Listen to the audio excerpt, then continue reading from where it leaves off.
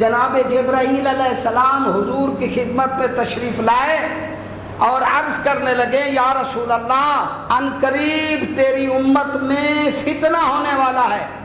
اور آپ لوگوں کو پتہ ہے فتنہ کا کیا معنی ہے؟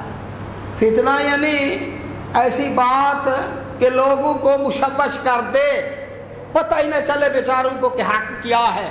ان قریب یہ آئے گا، وہ مولوی ممبر پہ کہے گا رسول اللہ نے یہ فرمایا، وہ کہے گا رسول اللہ نے یہ فرمایا، یہ کہے گا رسول اللہ نے یہ فرمایا، سارے ہی رسول کا نام لے رہے ہیں اور رسول ہمارے لیے محترم ہے، ہم بیچارے کیا کریں؟ یہ ہوتا ہے فتنہ۔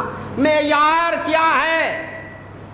اگر مولوی کے پاس جانا ہے تو آپ کو پتہ ہے فرقے ان مولویوں نے ہی بنائے ہیں، فرقے ان پڑھے لکھے مولویوں نے فرقے بنائے ہیں۔